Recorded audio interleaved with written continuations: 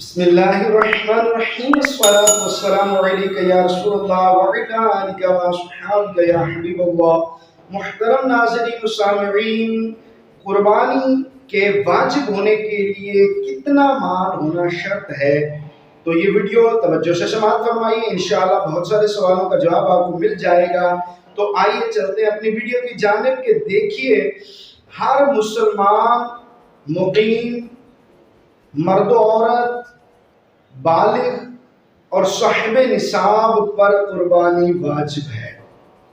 اب صاحب نصاب کون ہے؟ مقیم یعنی مسافر پر قربانی واجب نہیں ہے، نہ بالغ پر بھی نہیں ہے، اور مرد و عورت دونوں پر قربانی جو ہے وہ واجب ہوتی ہے اگر وہ صاحب نصاب ہو، ٹھیک ہے، اور مسلمان ہونا بھی اس میں شرط ہے، اور صاحب نصاب ہونا شرط ہے۔ اب سوال یہ پیدا ہوتا ہے کہ صاحب نصاب کون ہے؟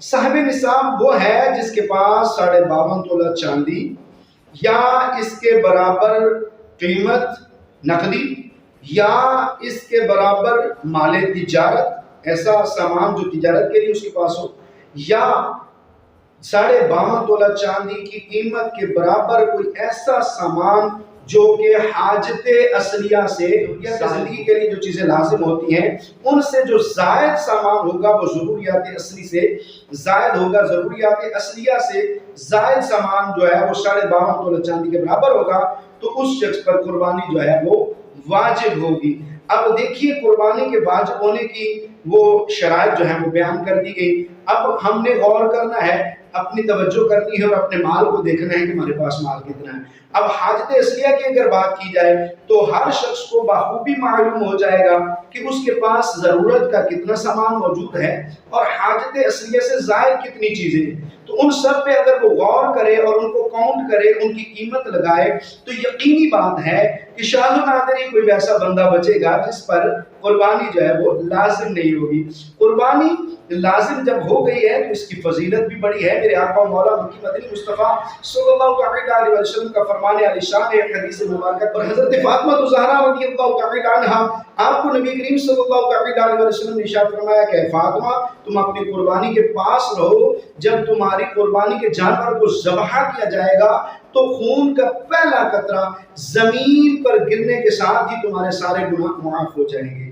اللہ اکبر! یہ امت کی جو ہے وہ رہنمائی کے لیے نبی پاک صلی اللہ علیہ وسلم نے فرمایا، حالانکہ ماشاءاللہ حضرت فاطمہ زہرا رضی اللہ تعالی عنہا آپ تو گناہوں سے پاک ہیں، اللہ رب العالمین نے آپ کو گناہوں سے محفوظ رکھا ہے، آپ گناہوں سے دور ہیں، لیکن یہ امت کی رہنمائی کے لیے فرمایا گیا۔ لہذا معلوم کیا ہوا کہ قربانی کے جو نصاب ہے وہ بیان کر دیا گیا، اس کے مطابق ہم نے غور کرنا ہے کہ اگر نصاب پورا ہو رہا ہے تو قربانی لازم کریں۔ اگر وہ قربانی شخص نہیں کرتا، میں نے فضیلت میں بھی حدیث مبارکہ بیان کی، اب قربانی نہ کرنے میں جو سخت وعید آئی ہے وہ یہ ہے کہ نبی کریم صلی اللہ علیہ وسلم نے ارشاد فرمایا کہ جو شخص قربانی واجب ہونے کے باوجود قربانی نہ کرے تو فرمایا وہ ہماری عیدگاہ کے قریب نہ آئے۔